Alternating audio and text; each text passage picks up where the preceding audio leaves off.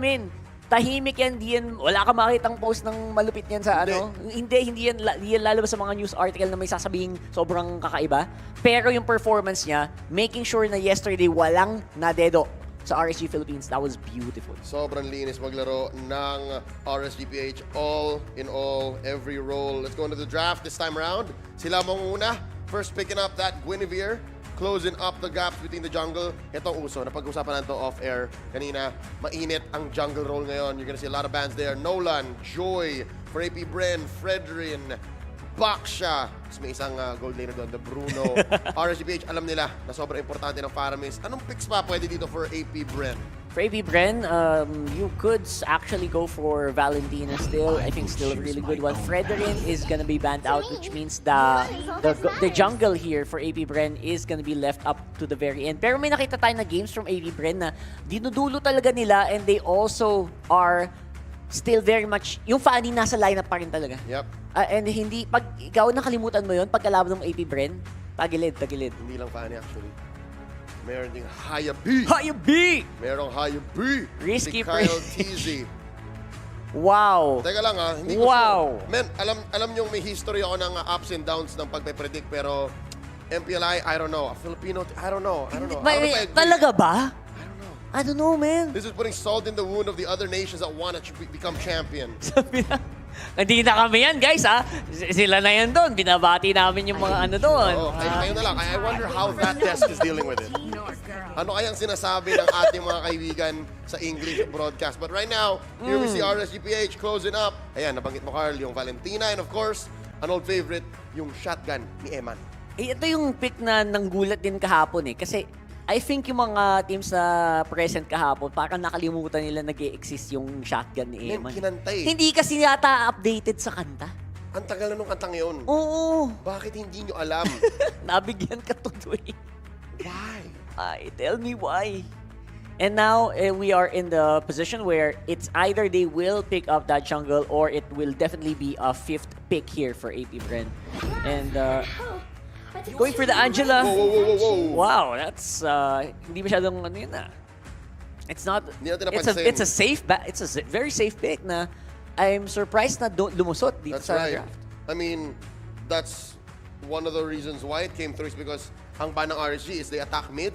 Ang ban ng AP Bren is they attack Eman, pero safe pa rin naman. May Beatrix siya doon. Now bans, will RSG attack more junglers? That is the big question here.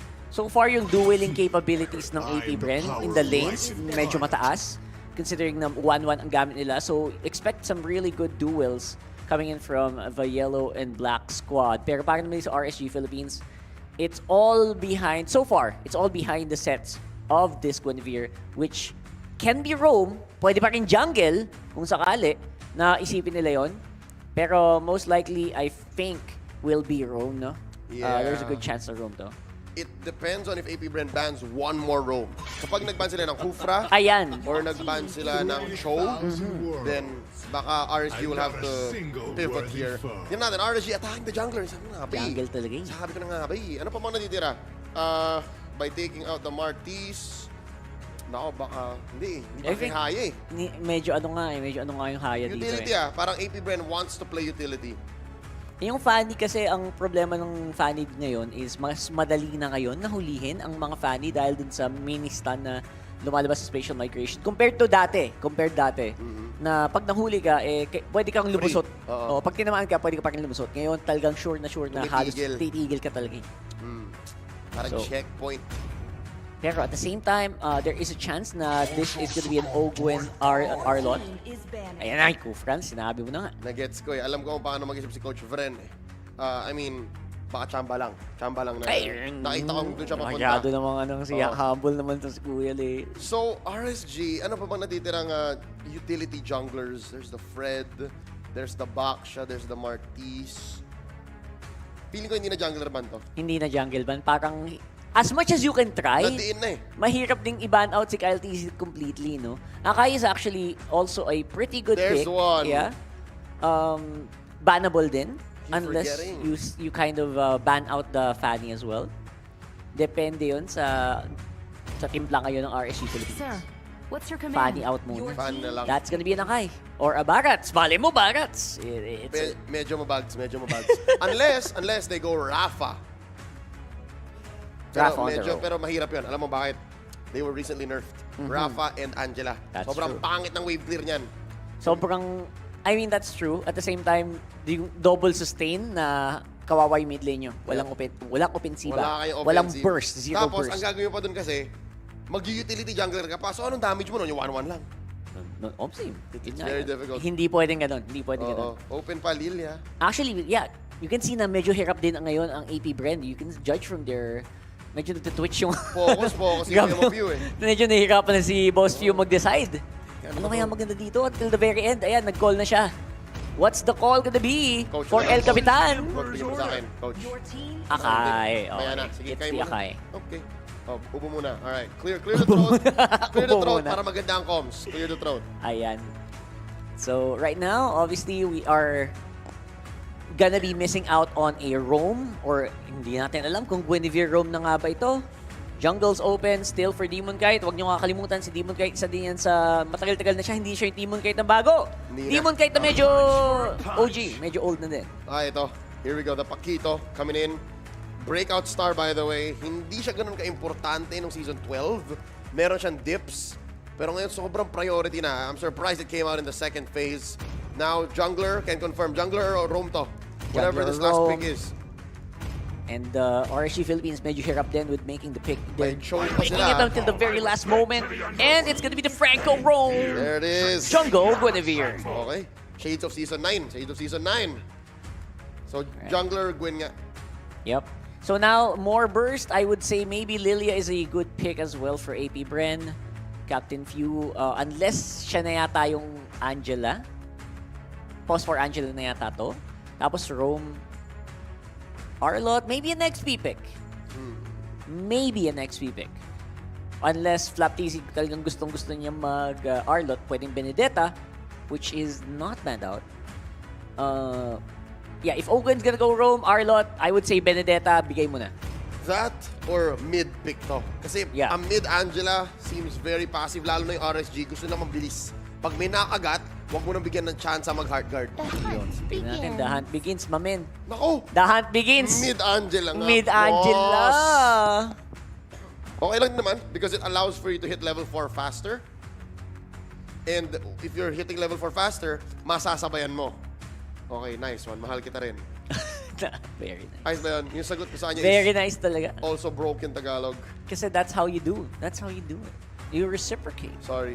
Nasabayan ko lang. Alam ko naman paano sabihin tama eh. Oo naman. Siyempre naman. Tatagalog din ako, guys. Siyempre, guys. Here we go! Up. Handa na ba kayo, guys? Uy.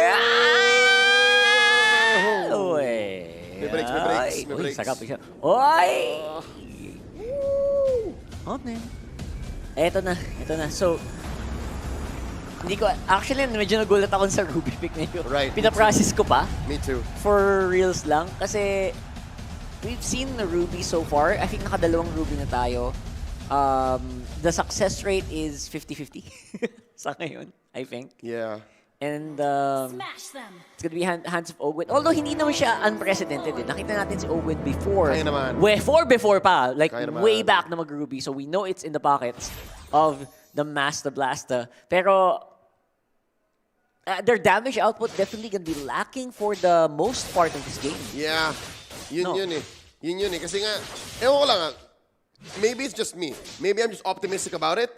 Yung Arlot ni Flap, madalas kayang makipagbakbakan. Pure bakbakan damage. Yes, he's less of the frontline Arlot na parang ang puhunan mo lang, vision in final slash.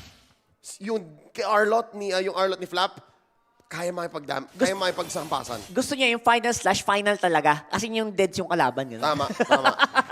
Again, it might be also because we can see he's rocking Quantum Charge. Quantum Charge. So, hampas, lapit, hampas.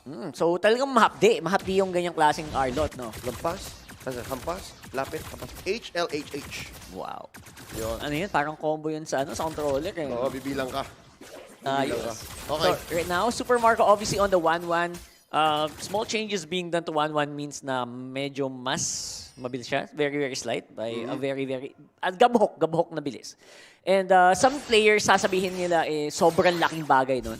Pero so far, in terms of damage output, medyo magkakaroon ka pa rin ng mga problema, as you can see here. Mamaya pa naman yun. Even if you hit level 4, hindi ganun nakakatakot pa ang crossbow of Thanos. Nope. Pero ang nakaka-impress sa akin is, hindi takot si Marco. I don't know how often you see 1-1-1 go up against 2 in the gold lane. 2v1 tapos sumaharap pa, no? Bea and Franco, hindi pipitsugin mag-Franco and si Light tsaka si Eman. Pag sinabi ni Light, go talaga. Marco, all he's hedging on is the roses, di ba? And so far, nilalaro niya habang wala pang kagat, no? Oo. Wala pang bloody hand. So right now, ito na yon. It's gonna be a very 50-50. May bukbakan ng mga umiikot. And it's gonna be the OG getting it. It's gonna be a beautiful turtle going over AP Bren. Flap easy with the first blood as well against the Guinevere. Ayan. Again, this does not support completely my theory. Oh. It's more of talagang ang dami ng member ng AP Bren doon. Yes. Pero we're on the way to seeing Flap TZ actually deal a lot of damage. So ngayon magiging question for Nats, teka, ano bang klaseng pakito ako? Damage din ba ako? Or sustain? Sasabayan ko ba to? Yun yung mga magagandang tanong din, no? And if he does, pag sinabayan nga niya yan, labanan ng cut yan. Pagalingan lang tayo mag-cut. Ang ganda nung head-to-head kaninang interview. As in, literal, sila nga yata ang magtutuos dito. No, Tama. Kung sino unang makalabas ng lane nila, sino unang makalamang and affect other parts of the map, yon ang magiging X-factor. Something to note, hindi natin napansin kanina during the emblem display, si Flap ay naka-wilderness blessing. So you can expect na siya ang gusto niyang gawin is, yun nga, fast clear, rotate. Yun. So, laban agad. And that supports your theory na laban nga. Laban kung laban ang gusto dito ni Flap TZ. Ano ngayon? Maximum vision muna mula sa ating dalawang kupunan. Very relatively low kill game compared to other games, ha? Yep. In the tournament so far, talagang kumakalma lang ang parehong teams natin. Ang disiplina ng Pinoy. Talagang hindi matawaran dito sa MPL. Sobrang kilala nila isa't isa eh. Ganun yun eh. I mean, if anything, meron ditong player na sabihin natin bago sa dynamics, bago sa bakbakan nila, sa pagharap nila, is si Demon Kite. Ayun. Ibang AP Bren ang nakilala ni Demon Kite noon nakasabay niya. Pero wait, Ay! Speaking of Demon Kite, nabigyan yata ng isang malupit na ikutan. And Kyle TZ, siya naman ang mabibigyan with the damage output. Medyo na-underestimate yata nila ang pwedeng ilabas dito ng RSG Philippines. Hindi ready yung AP Bren doon. Sila yung mga gandang huli. Sila pang nahuli. Few goes down. And now, Eman forced to use the flicker. Tatalon si Demon Kite. Ayan na! Tatalon! Ang talon na nakakatakot. Pero syempre medyo malayo at that point si Eman. Pero okay lang. Kuha pa rin naman ng RSG Philippines ang gusto nila, which is to get a better position dito sa pangalawang turtle ng laro. May hila, marereset. Light, throwing out a hawk. AP Bren, gumanda ang kanilang posisyon despite losing that big engage in mid. Tuloy ang sayaw. And of course, habang sumasayaw, meron din namang maghahanap dito ng target. Etong si Flap TZ, ipagsayawan muna dito kay Aqua. Don't forget, pwede ding magkaroon ng final slash. Etong Valentine ng Aqua, kailangan mong intindihin yun. There's a kill happening over there on that side. And it's a 4v5. AP Bren na naman ang lalamang. Demon Kite na iwan yata ng biyahe. And dahil doon siya muna ang gagarahe, it's gonna be a free for free, and even tayo, quits tayo sa gold. Throughout that whole exchange, na unang malaglag si Nats sa mid. And because of that, man advantage for AP Bren. Binigay ni Nats ang sarili niya para sa mid sana. But wait lang, Light. Nagiging powerful yung heart guard nitong si Kuya Few, ah. Ayan, nabigyan na naman. Light will be the one to fall. And Super Marco, mas maganda nga ang posisyon right now. Hindi pa pala tapos ang AP Bren. Dalawa ang tinutulak patras nitong si Kyle TZ. And that can also result in 2 kills. Pero syempre, aabot muna tayo sa dulo. Healing galing muna para sa AP Bren. At dahan-dahan dumadagdag na ang advantage dito ng mga Bees. Sandwich method ang ginawa doon ng AP Bren. What perfect communications. Sa totoo lang, hindi ko pinapansin si Kyle TZ. I was thinking, oy, teka lang ha, masaya na siya dun sa nanakaw niyang buff. Pero iba pala ang plano. Sabi niya, men, ako nang bahala. Tinuloy-tuloy niya, nakahanap siya. Ihahatid ko sa inyo. Galing.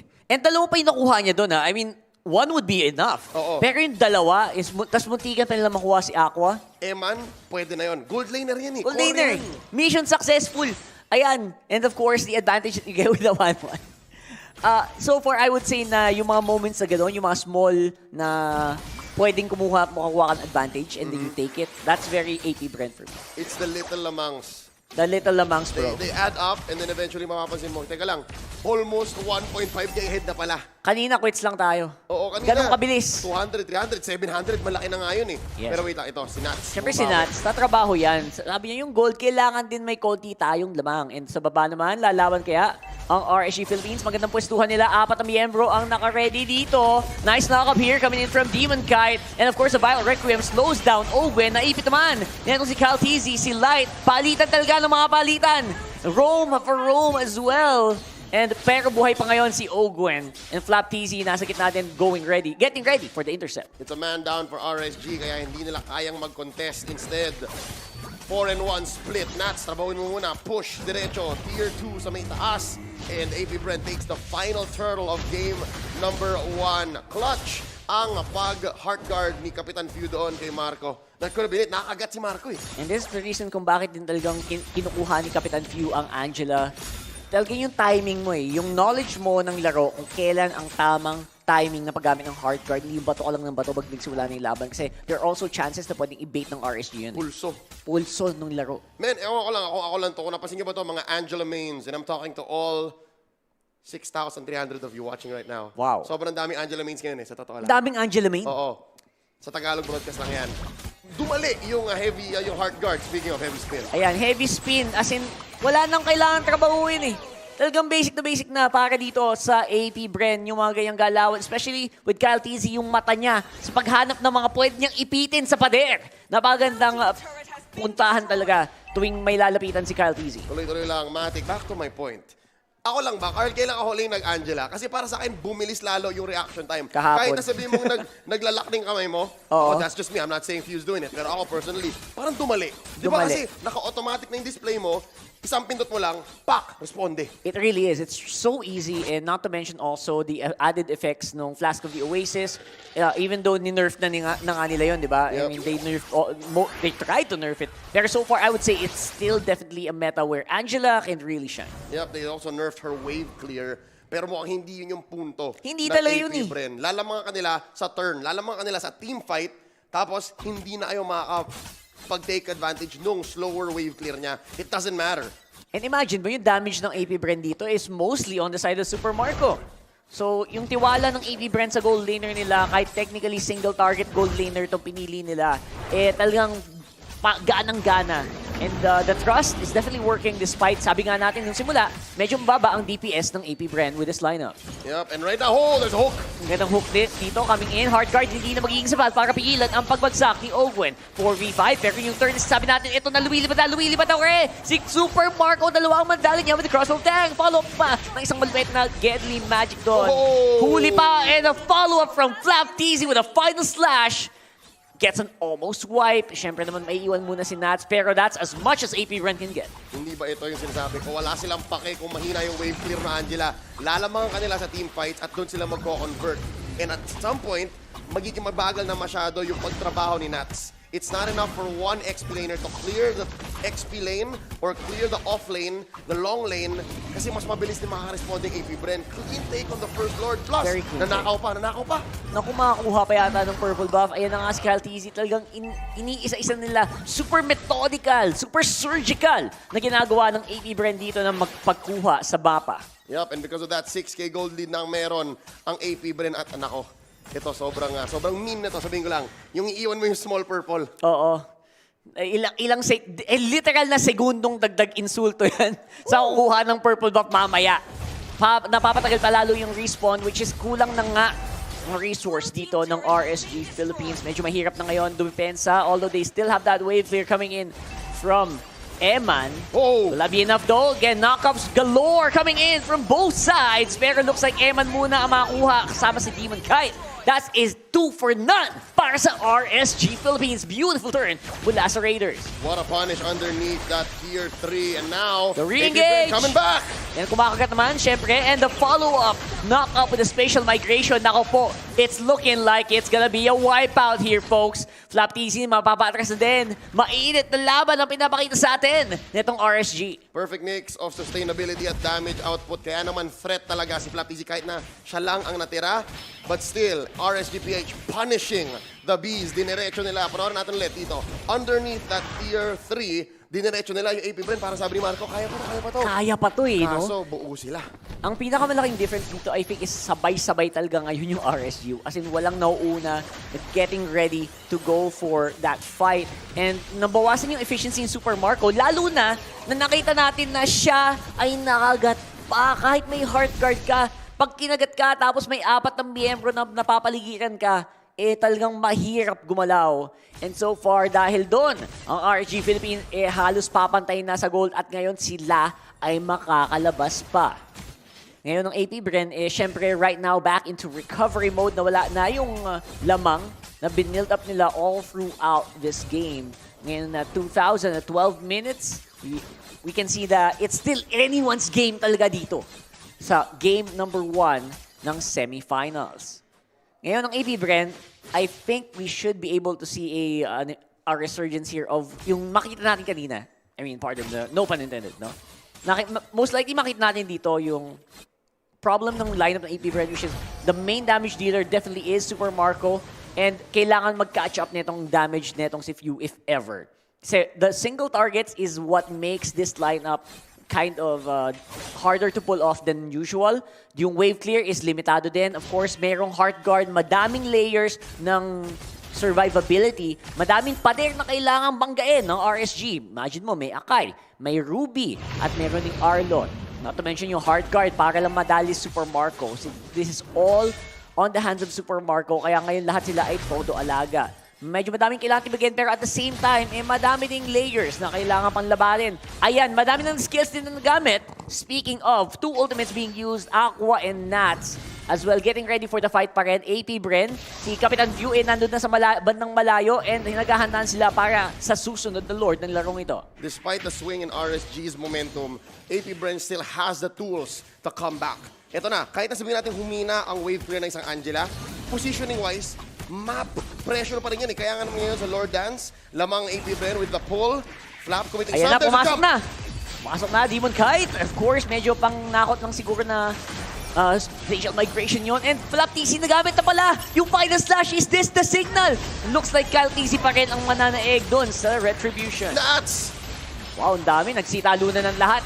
Mga kaibigan, RSG Philippines, medyo duminipis na ang buhay ng kanilang mga frontline. And dahil doon, makita natin ang efficiency in Super Marco, pataas na ng pataas. Malas spaghetti. 4-1.